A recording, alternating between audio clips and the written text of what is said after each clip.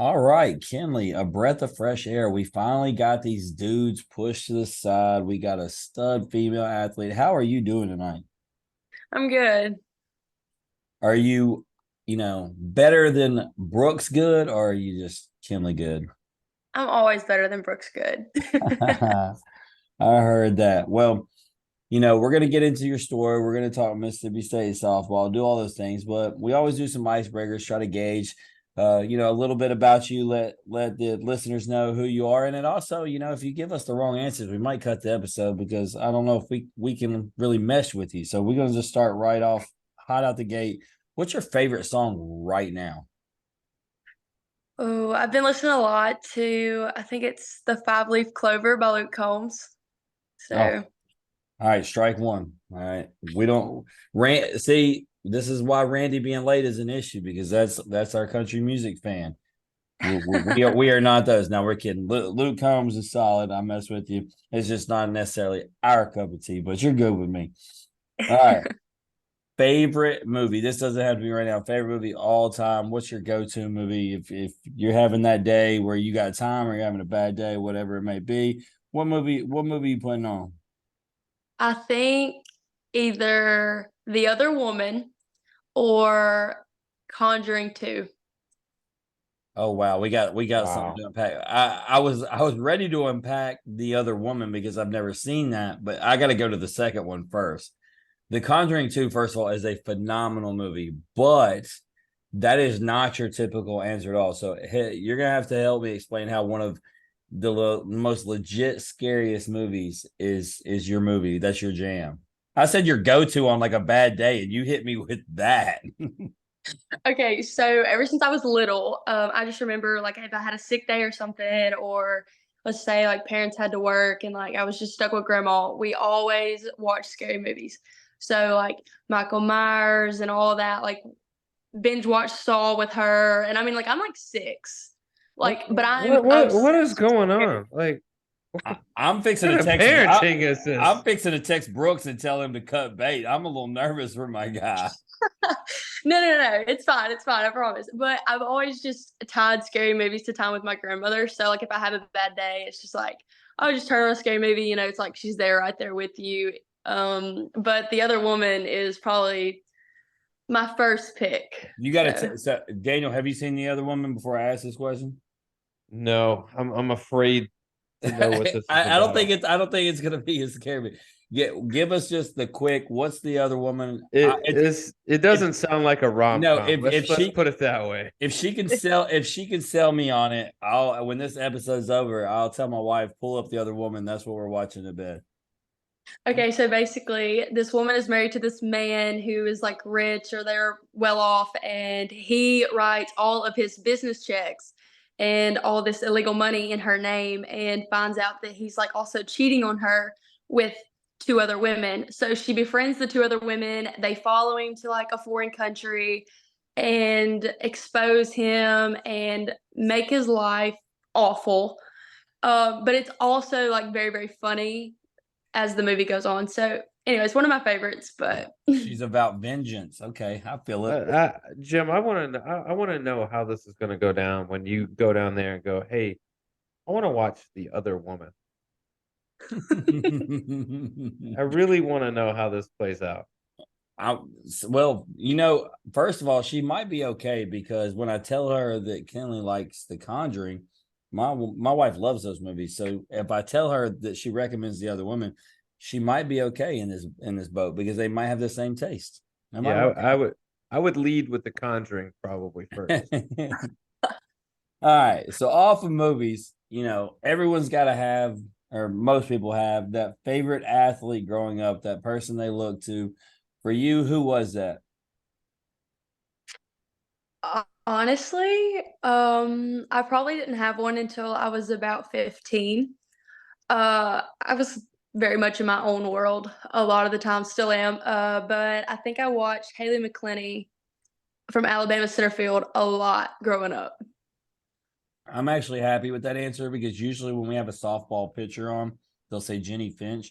And while that's a phenomenal answer, it's just nice to not hear the same answer. So, and then for you to say somebody from another SEC school is also something I find cool. So I like that.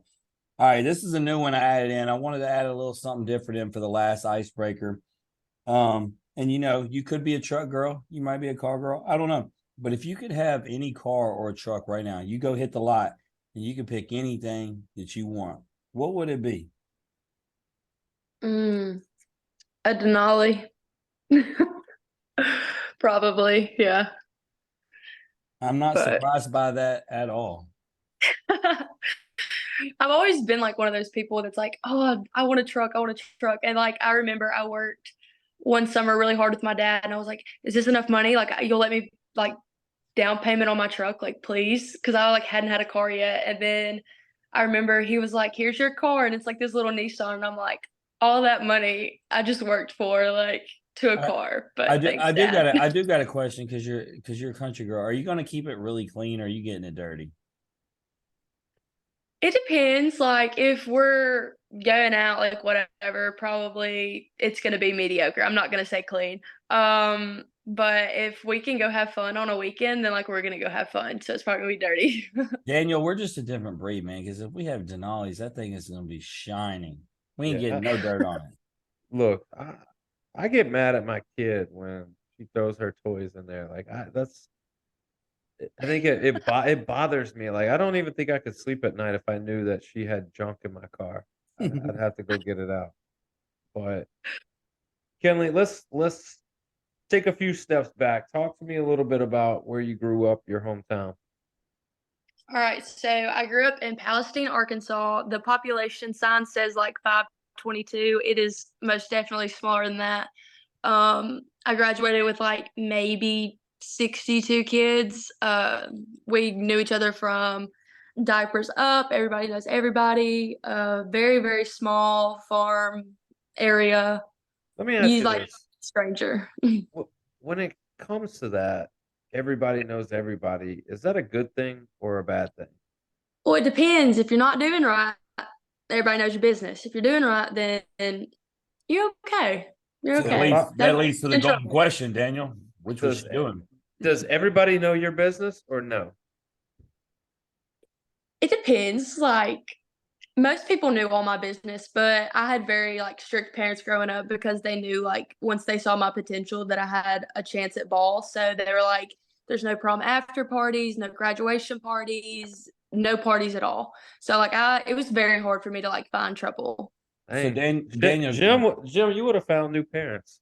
yeah, that would have been interesting. Daniel, what I wonder, she says this, and Brooks talked about how small where he came from was, and he said they better build him like a statue at his school. Now I'm like picturing where she came from. Like, I mean, do they already have when you like welcome to the town sign? It's the home of Kenley. They do not. I actually, when I graduate college, if I continue to do well or whatever, I would like to request my jersey number be retired, which I don't think anybody's pulling 53 out anyways, but that's one Look, thing like I would like to see, but Kenley, you can't request your own jersey to be retired. I People want it do that requested. for I you. I want to request it.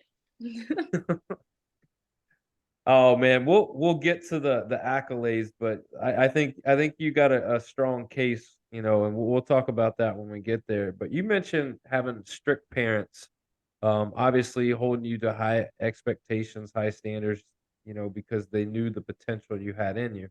But talk to me a little bit about your parents and your family. You got brothers, sisters, mom and dad, everybody living in the same house. What's up? So I have a younger sister. She's about 16 months younger than me. Um, she's a bright carrot top redhead. My mom lives in Cabot, and my dad lives in Palestine. Uh, I have a stepmom, and then yeah, that's pretty much it. But So, um, with that, growing up, was that a difficult transition, or is that something that you were accustomed to having, stepmom in the picture and parents divorced, or is that kind of something you just go, we have our little way and that's fine, and we don't really get into specifics on that? so my parents didn't divorce until my sophomore year of college. They wanted to wait until like the kids were out of the house. So it's still kind of new, but like at the same time, when I go home, it's not weird. It's like normal or as normal as it can be. But yeah. Well, obviously you didn't let anything, deter you. You were pretty balanced, pretty stable. You were an athlete growing up. Talk to me about when you did get into athletics, softball and specifically. When did you start playing softball?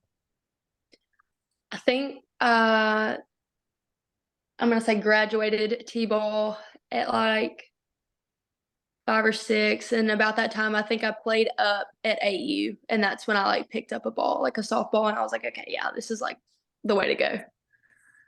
So when you say T-ball and then 8U, are you playing with boys and girls all on the same team? No, so like T-ball, yes, but like when we switched to AU, it was like all girls. We were traveling and playing off a machine, and then we like graduated up to 10U, 12U, etc. Like and from 8U on, it was all girls. So, being a Division 1 athlete, when you started 8U and they bring a pitching machine out there, were you like, man, can somebody just pitch me the ball? Like, get this garbage out of here. Okay, so to be completely transparent with you, I was the kid that was stuck in left field, and everyone assumed by like 8th grade I was done. Like I was not going to play anymore, that I was going to be awful. And I think it wasn't until I was 11 that like I grew 6 inches one summer and just turned into like this weird athlete that just freakishly appeared out of nowhere. Like nobody the next summer everybody was like, "Who is this?" And they were like, "Oh, that's that one."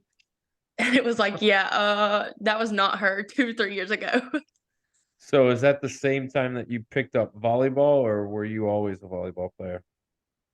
So my mom was actually a high school volleyball coach from the time that I was like 4th grade on. So I remember senior high girls would be at practice, and I would be like shagging their balls or passing their balls up at like when they serve.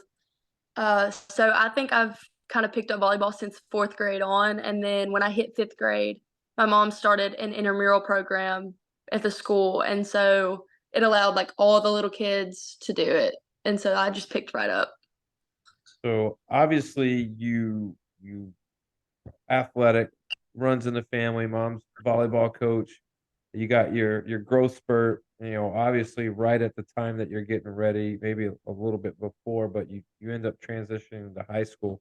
What high school did you go to? I started high school at Wynn High School in Wynn, Arkansas, where my mom taught, and then my junior year, I switched back home to Palestine. So why the switch? So it was actually a very toxic environment in Wynn, almost like a corrupt school thing. And so if someone wasn't playing and someone's mom had dirt on somebody else, like their mom would be like, "Oh, this is gonna happen." So when I noticed that and I got drug into it, just because like at that point I had committed, I was like, okay, no, like I'm not gonna deal with the drama before college. Like I just want to live out the rest of my high school career and just be happy with, even if that is moving back home to a smaller division and, maybe the girls who haven't played travel ball since they were 8, like I'll do whatever it takes because I know that when it comes down to like preparing for college, that's when summer ball hits. So I Hey, was like, no, we're just going to move. Daniel, she just solidified, and just in time for Randy to get in here, that's why I refuse to say that Mississippi is the 50th ranked state and Arkansas is 49th.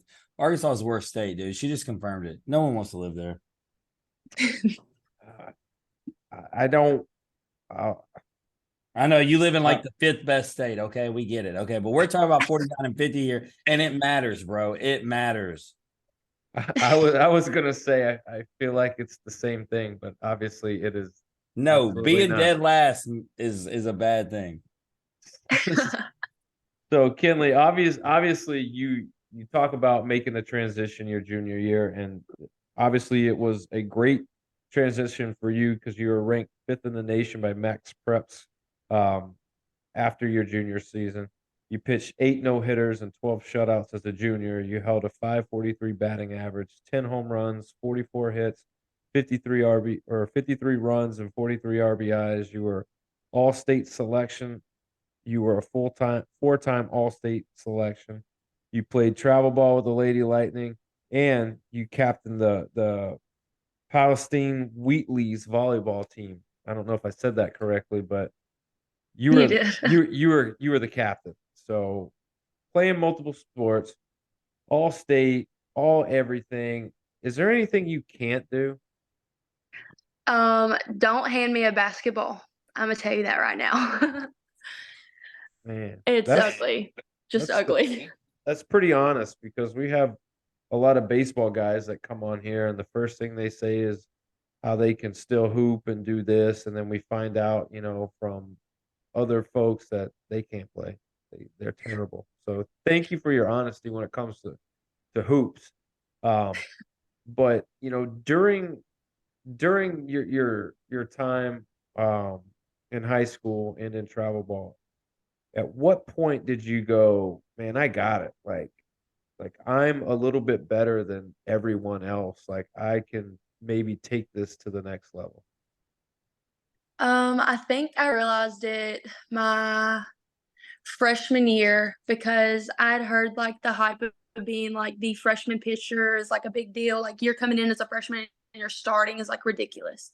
Because at that point I was at a 5A school like where we played like Jonesboro and stuff like that. Like just a lot of bigger schools that had people in like go into colleges and playing and stuff. And like I remember I pitched against Jonesboro, and I don't remember if we won or not, but I was like, like I threw really well. And I was like, what is this? Like, this normally doesn't happen. And then I realized when we played Ball Knob, I think it might have been my sophomore year at that time. I was like, okay, they are on like a 62, 63 game winning streak. Like, Ball Knob was just ridiculous at the time. And I remember I hit a home run opposite field, one in center, and I think I held them to like maybe 1 or 2 runs. And I was like, whoa, like, okay, yeah, I'm good. How pissed were they that you transferred schools just to do that to them? Well, at that point, I was still at Win, but after I left, I remember some of the girls that I was like very close with, they're like, what are we going to do? Like, we don't have a pitcher. And then I just remember the coach being like, this was like the biggest mistake. And I was like, no, this is the best thing. And I just remember handing her my locker, and that was it. I just walked out. Daniel, that was actually probably worse. She hit them and ran. They were pissed. They're like, we don't even get another chance at this girl. Nope. She didn't have time for the drama. So you have all this success, you start developing, you go, man, I got something that I think I can take to the next level. So at what point do colleges start coming to you, and who's on that list?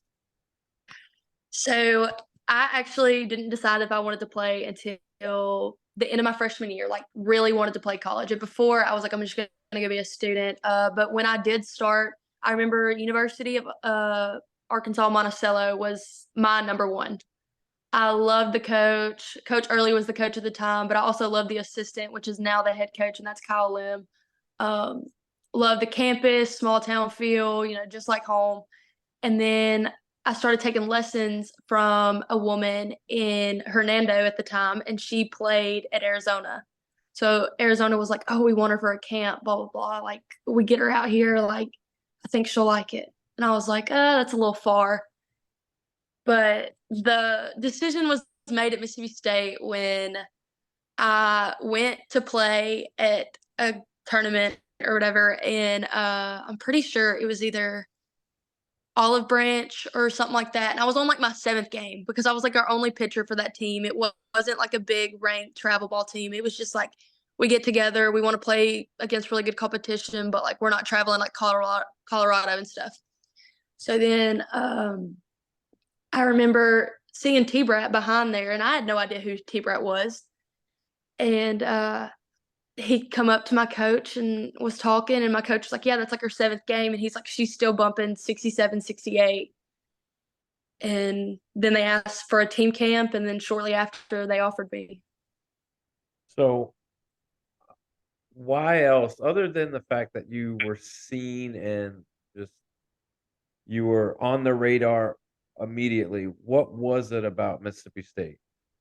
Was it just the fact that they came and saw you and felt that highly of you, or did you actually go visit and go, man, this is something special? So I went to go visit, and I remember they like bring you down for a camp, and then they tour the campus with you, and then they like feed you dinner and everything. And I was like, okay, like this is nice. Like everyone you see, everyone you walk past, they have a smile on their face. They're telling you, hey, even though they don't know you, or have a good day or whatever. I was like, this is just very homey. It's small town, but it's not too small for a college. Like this is home. So What'd they feed you for dinner that night? I'm pretty sure we had Moe's barbecue, but every time I go somewhere, I base it off the catfish. So if they have catfish on the menu, I'm getting catfish, and their catfish was very good. So I was like, this is a good place. Starkville's it. Probably a good thing she didn't go to Arizona.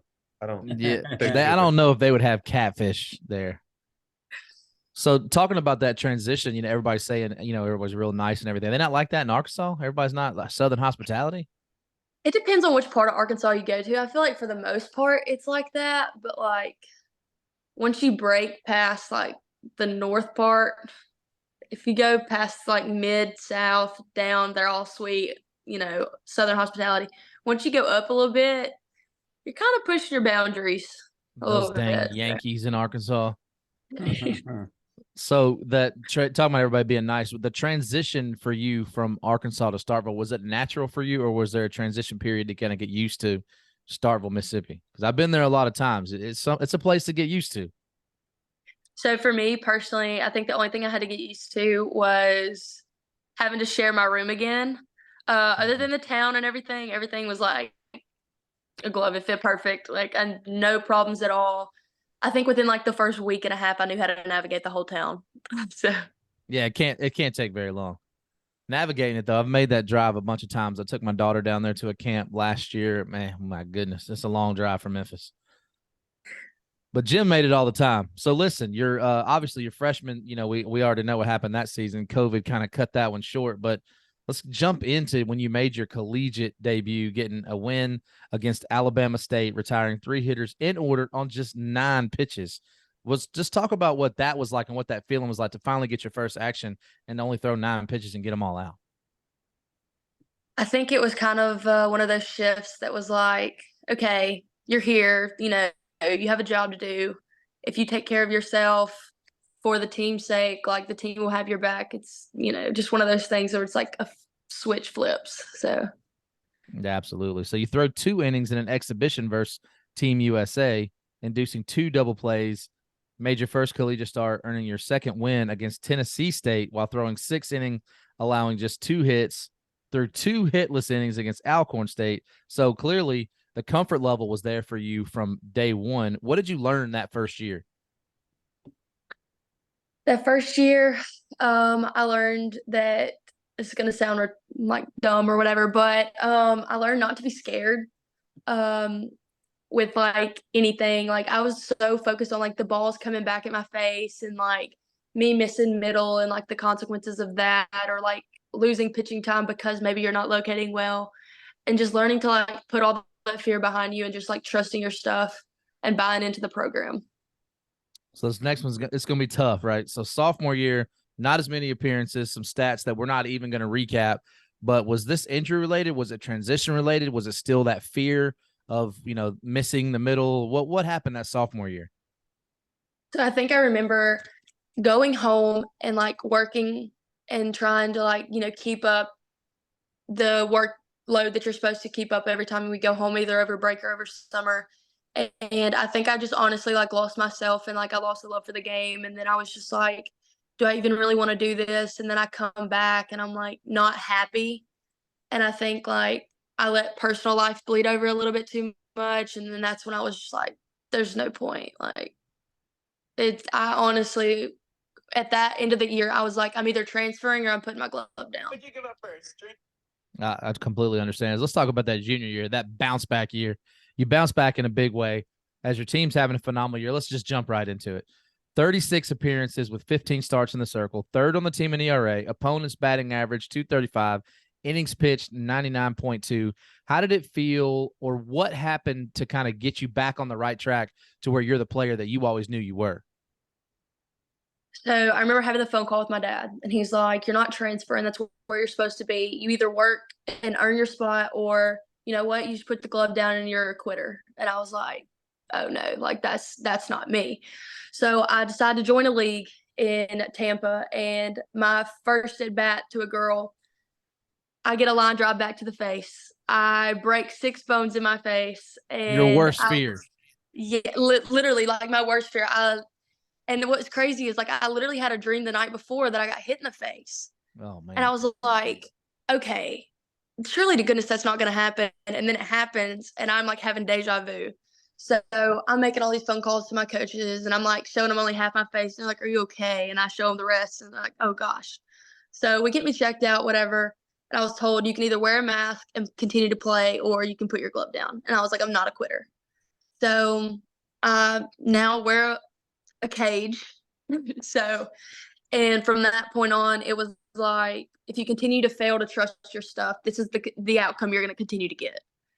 So I was like, put on your big girl pants, suck it up, and do what you know how to do. So Speaking of that, doing what you know how to do, let's talk about some big games.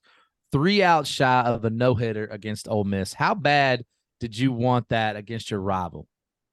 oh, I wanted that so bad. Like I didn't even know what was going on. Nobody told me. I mean, of course they don't, but like Yeah, I they was can't. everybody's like not high-fiving me, and I'm like, what's going on? Like, and I guess it's just like superstition. I don't know. Like they're like patting me on the lower back. Like they never do that. They always either high-five me or pat on the butt, and it's like literally like lower to mid back. And I'm like, okay, whatever.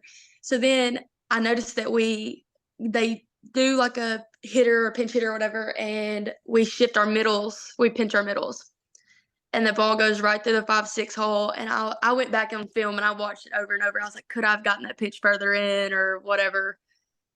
I think I could have. I might have hit her, but I think I could have. So I was like, oh no, like disappointing. I But I mean, mean, if you hit her, overall, you I had hit to her. step back. Yeah, Exactly. for But I was real. like, I had to step back and look. And I was like, you know what? Overall, that's a good game. So That's a hell of a game. So you threw 5.1 innings to earn your 10th win against number 13 and my Tennessee Volunteers, obviously a storied program. Just talk about what that felt like. Now you're kind of grooving, right? at that point, I was. I remember I got on the mound and I was like, okay, okay, these are some big girls. They're like my size. Like if you look at our roster, it's like all like 5'6" lower. Like nobody's 5'10". And so I was like, what am I gonna do? Golly, they swing hard. And I remember my coach telling me, Kenley, go out there and throw 70%. I was like, 70%? Are you sure? Like this is the SEC game? And he was like, throw 70%. And I remember that was like when I was consistent at like 68, 69. And then when he told me, I was like, all right, 70% it is. Yeah. So you throw a complete game at number 3 Alabama. So before we kind of talk about that postseason, as far as regular season, what was your favorite individual performance? Was it almost the no hitter against Ole Miss? I would say, yeah. I would say I was literally on cloud nine. Okay. Okay. So as far as the team goes, what was your favorite series or game throughout that season? If it's not the Ole Miss game. Um, I want to say the South Carolina game. I don't even remember how it turned out, who won what. I just remember when they hit a foul ball or we hit a foul ball, like we would bark at them and like they bark back, but it's like so comical that like we become really good friends with them. So I've been to a lot of college softball, and I was actually went to one this past weekend. I came down to Starkville, saw you guys play last year in the Auburn series. And the one thing that I love about softball is that even like you girls, y'all are doing the chants that my girl, they're 14U, they do. And there's just so much of that going on. I thought that was really cool. Now, what I did see that wasn't so sportsmanlike, the Auburn coach and your coach got into it heavy at that series. I was at, boy, they were hot, and you could hear everything they were saying. But I loved it. I loved it. So as a team, you guys go to the Tallahassee Regional. What's the pulse of the team going into the regional? I think we were just like trying to remain calm almost, which sounds kind of weird because you're thinking, oh, I bet you're pumped, like all this stuff. Like we were honestly hoping for Florida State or somewhere just on the east. I think for traveling purposes mainly, but like, hey, we'll take what we can get. But as soon as we found that out, we were like, all right, now this is gonna be like the weekend where have really got to like lock in and compete, but like at the same time remain calm, because if we make Florida State out bigger to be than what they are, then it's gonna affect us mentally. We're not gonna play to our game. Like, so that was like one thing that we still do today is like not disrespectfully not give anybody any credit, but like don't make them bigger than what they are unless they prove it. No, 100%. So kind of talking about that, you guys go on, you end up beating Howard, South Florida, and ultimately Florida State in a close game that you pitched in. So talk us through that regional and ultimately what it was like to punch your ticket to the Supers. The regional all around was tough, like just not knowing who's going to throw, because you never know. Like at this point, like some days there was double headers and we're like, okay, how do we strategize? Who's going to be good? What day? How do we keep everybody's arms fresh? And then when we figured that out, it was smooth sailing. And then like just even if I never like got in that game, like being there and watching Annie throw that last pitch, like just knowing that like, oh my goodness, we finally made it. Like this is what we've worked for all year. It was just so much fun. Yeah, no doubt. So speaking of fun, so now Super Regionals back home, record crowds. How exciting was it to be able to go back home and play in Starkville at home? It was so nice, like being able to just see like familiar faces and not just be like, oh, are my parents here? Like blah blah blah. Like just knowing that like everybody had your back, like more people in the community had come out than they ever have, and like even the ones who normally can't make it and just watch it on TV, they were like bound and determined to find a seat there. So it was nice. No, absolutely. So ultimately, fall to Arizona, but one heck of a run. What did you take away personally from the run that you guys had last year? Honestly, just pitch your heart out with everything. Like, every pitch means something. Getting to see like the last pitch thrown to Mia, and even if it was thrown by Annie, like knowing that was the last time I was going to step on the field with them was like heartbreaking, because at that point you were like, oh my goodness, it's like if I did get in, like what could I have done better, or could I have been more supportive in the dugout? Where could I have picked up whoever needed it? But stuff like that just hits you really hard the minute it ends, because I was super close with those girls. Yeah, it's probably bittersweet. You get to appreciate the moment, appreciate being on the field with such good teammates and competitors, but then it kind of hits you all at once that's it. Like, you gotta move on to the next season or the next thing. But I want to take a break from softball real quick because some congratulations are in order. It looks like in December you graduated. Oh, yeah. What's that like, knowing that, I actually, how hard is it to still go to school knowing that you're done? So Do you still go to extremely school? hard. Yeah. I Do do you? actually. I do. I Wait. went to class this morning. It's very hard. Knowing that like when COVID hit, my mom threw me in summer classes, so it pushed me further ahead, and I graduated early. And then I knew like I wanted to do like an EDS program, which is also 4 years long. I was thinking whatever I got to do to get college paid for, but yeah, whenever I graduated, I was like, oh, this is so nice. And then I kind of hit me when January hit, like you're still going to school for another 4 years. So So it's you tough. grad you graduated in December with a degree in educational psychology, right? Right. So what's the plan? Like, what are you looking to do with that? Like, can you help our boy Jim? Like, he really needs some psychology on him. Like seriously, I need it Like all. like he will Okay. pay you. You don't even have to have a license. He'll pay you.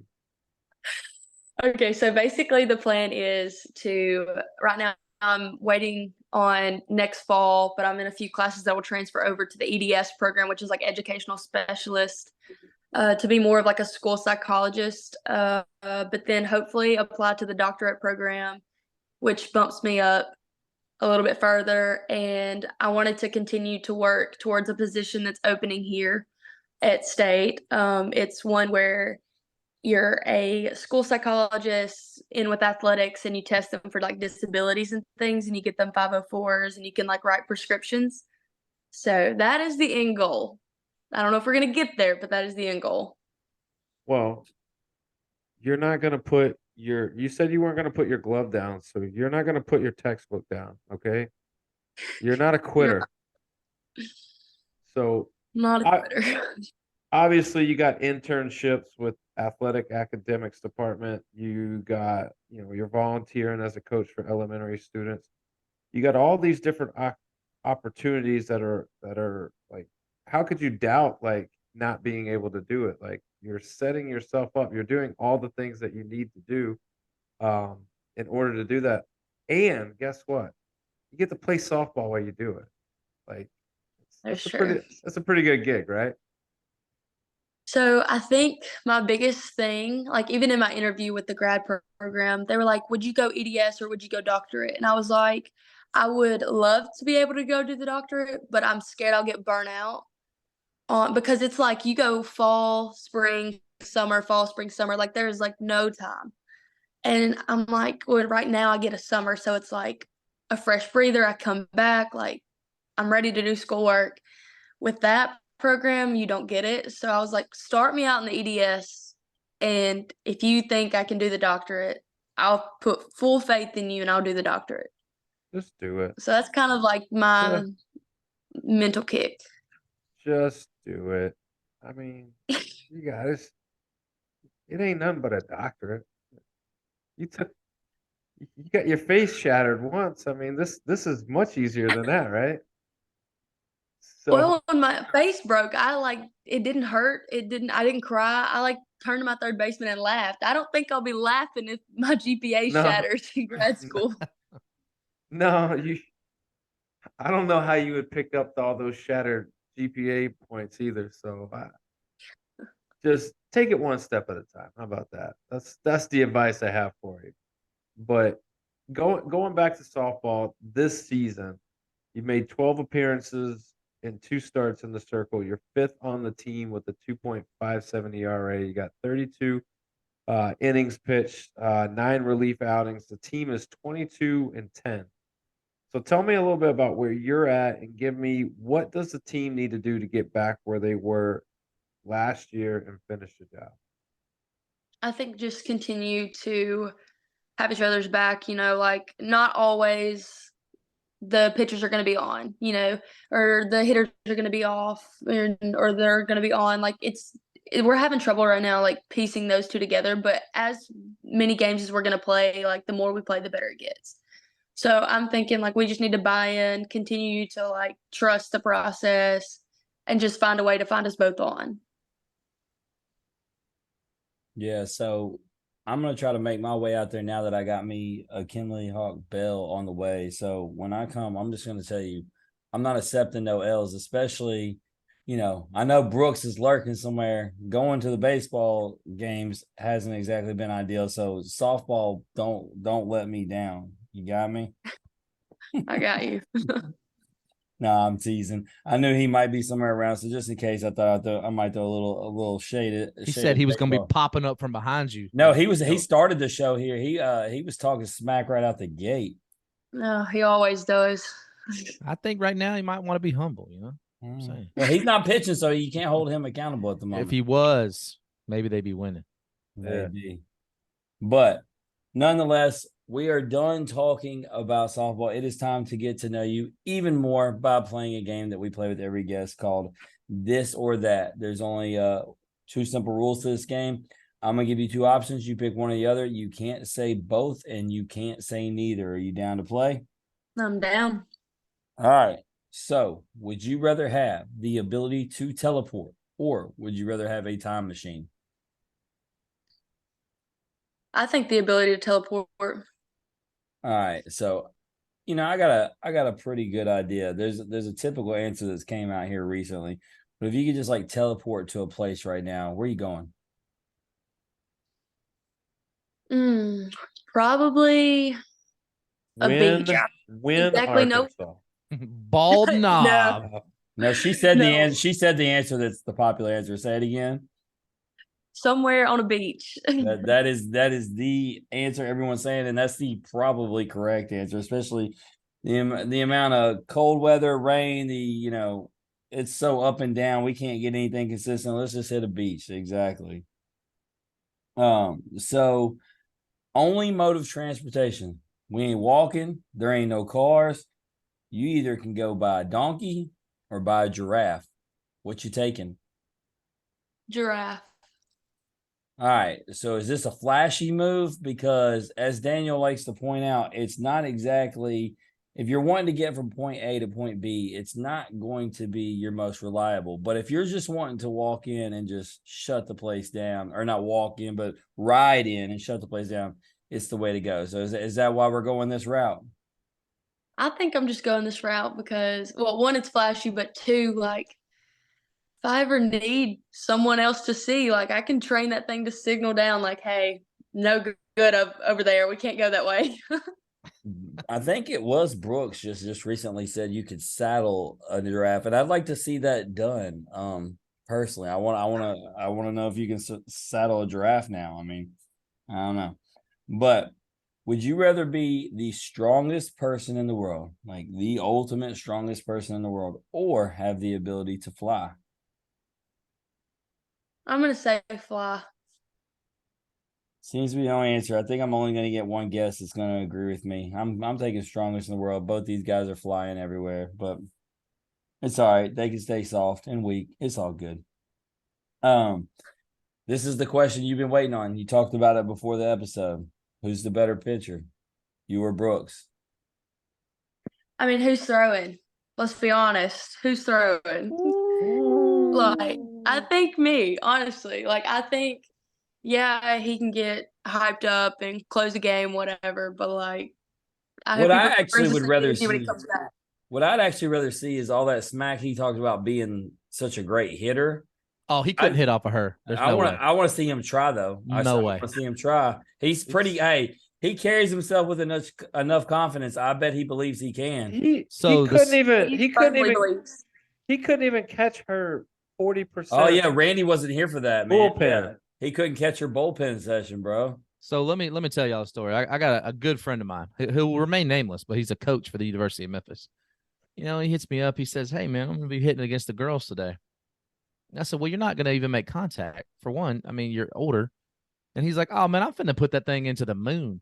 And he didn't even make contact. He fouled one off. And I mean, we're not even talking about Kenley Hawk here. We're talking about the, no offense, University of Memphis. Hey, what? Hey, we got it. You set up Watch a it. guest from the University of Watch Memphis. it. What if she checks out this? She's not a episode pitcher. She's not a pitcher.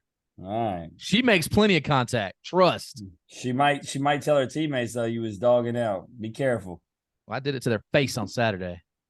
All right. So you talked about transporting to the beach somewhere, but I seen that, obviously you're a very country girl. So I asked, would you rather go to the beach or to a lake?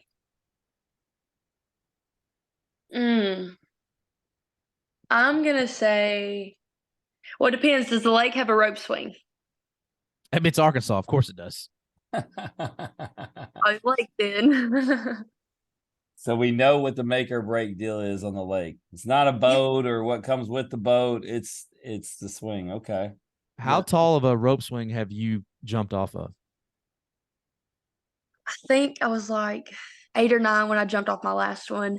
And I think it was maybe 8 feet above the water. Like it wasn't Oh, very I thought big. she was gonna come out with something just awesome. She's gonna be like, I was like Wow. 40 feet Cliff up. diving and stuff I won't do, but a small rope swing, yeah.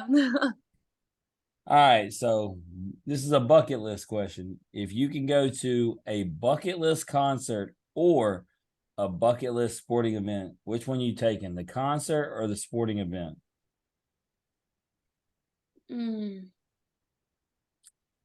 Think I'm taking a concert. All right, so with that, who are we going to see and where are we going to see them? If I could get Riley Green, Co Swindell, and John Party in there, I would probably go see them. Where are you going to see him at? Pick a city. Give me where's this destination at? One of the best concerts I've been to was at South Alabama when I watched Morgan Wallen and Hardy, and I love the environment. Would 110% go back to South Alabama. Randy's digging it. He's feeling it over there. I love everything she said. I mean, like I don't even know who Riley Green is or John Party. Like That's because I've told you this before. There's no culture. Like she made up these names. Like Nah. she thought Definitely. about the saddest country songs and was like, They're yep. not even sad. Thank you. Oh my goodness. Daniel, we're gonna have to get cultured, as Randy says. We're gonna have to go on a country music binge and just get caught up. I don't think y'all would survive it. I would Not a not. chance. I would not. I would if we went on a road trip and all that we could listen to was country, I would open the door and roll myself out. Randy, can I tell you something though? She gave the country music answers, but I got to roll back around to just because you missed it. You can go back and listen to the tape, but it's just more fun if I tell you here live. Her go-to movie is The Conjuring 2, bro. What? Did you see his face? Oh What? my god! What? Yes. Why? No, she explained. I'm not gonna make her do it again. Long story short, it has to do with grandma and growing up, which that was where Daniel was like, let's like What? break down growing up. And so, this show's about your story. Grandma got what?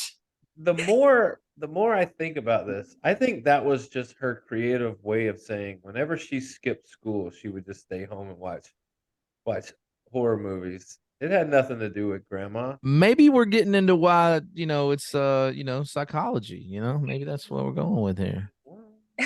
Absolutely. Full circle. We're gonna find out if that degree made her smart for this next question. All right. So Kenley, there's no good answer to this, but there's an answer that we feel the three of us is better than the other. So we'll see what you think. Would you rather be attacked by a grizzly bear or by a tiger? I'm going to go with the tiger. Oh, explain yourself. Because I feel like tigers, they just go for your throat. Like with a grizzly bear, I feel like they're just going to kind of like play with you first and then go. Like tigers are straight business. So you just want to go. You just want to be done. Just rest in peace. Quick. Daniel, I think we can take that, right? That's a solid reason for the tiger. Yeah. I mean, if you know what the end result's going to be, might as well just say, all right. But would they? I thought like cats played with their foes here. They do. I don't know. I'm with her though. I don't want this to be no long drawn out thing. Like if I'm going, take me, Lord. Yeah. But you picked the bear just like the two of us did. So what are you talking about? I'm finna duke it out with that bear. Me and the bear finna come on. Let's go. We have our main different reasons, but my biggest one is the tiger hunts at night and I can't see at night, and so I'm not trying to do with that. Daniel says give him the one that hibernates 25% of the year. Maybe you catch him right before the nap, right after the nap, give you a little literally might catch him sleeping. So all right, final question and you'll be off the hot seat. All right, but this was a big one. Would you rather betray your best friend? In other words, ultimate betrayal. There's no going back. Your friendship is over. Or go to prison, hardcore prison for 5 years for a crime that you did not commit. I'm going to say betray the friend. Like I will always reach out and try to make amends, but like the right prison, 5 years. Like, I'm sorry. That's a little much. Why does it take the female guests to be so much smarter than men? And ironically, like you would think that they would be the ones that might be nicer to their friends. All these dudes come on here. I couldn't do that to my best friend. I'm going to jail. And then Daniel has to give them an explanation of, I've never been to jail, but I know what it's like, and I don't want to ever go there, not for 5 minutes, let alone 5 years. You know why? Because men are dumb. That's why. We're just not as smart. We're like, man, bro code, but I don't have that. Not at 38 years old. I'm like, hell with y'all. I'm out. You got me with the 5 years. Like, if you would have said, 6 months, I'd have been like, Okay. But no, like my thing is I'll spend the rest of my time trying to make amends. Daniel, Free Daniel's in the not doing. world. Daniel's not doing. I ain't doing 6 minutes. Not stepping foot in the parking lot. I'm not even like, if I gotta take a left to go to jail, I'm taking a right. Like I'm good. Like I can stay away from there and be good. So, well, Kenley, that's all we got for you. Anything you want to plug or promote before you get out of here? I mean, other than the Bell Smith, go get you a bell. Other than that, Go get you a. That's right. So I'll help you out a little bit. If you want to see what Kenley's up to on a Monday night, maybe she's recording a podcast. Maybe it's Taco Tuesday, or maybe it's Wednesday at 5 p.m. and they're headed to Louisiana Monroe, or maybe it's Friday at 4 p.m. where they're going to host number 17 Arkansas. You can catch them Friday at 4 p.m., Saturday at 2 p.m., Sunday at 12 p.m. Get your bells from the Bellsmith. They're in Starkville. They're taking on number 17 Arkansas. If you can't make it out, head on over to SEC Plus Network. Catch all the action there. You can catch all the updates for Mississippi State softball at Hail State SB on Instagram, or at Kenley Hawk once again on Instagram. Kenley, we wish you nothing but the best. Good luck with softball. Healthy. No shots to the dome. None of that. Good luck with school, EDS, or doctorate, whatever it ends up being. We wish you nothing but the best. And hey, maybe you guys will make it back to a super regional. Maybe you can make a call or a little World Series action. Who knows? So, thank y'all for having me. yeah, of course. Come back on anytime. We'll talk about it. But if there's anything we can do, let us know. All right. All See right, y'all. Ken. That's Kenley Hawk, everybody. We're going to take a quick break. We're going to plug our sponsors when we come back. We got some headlines.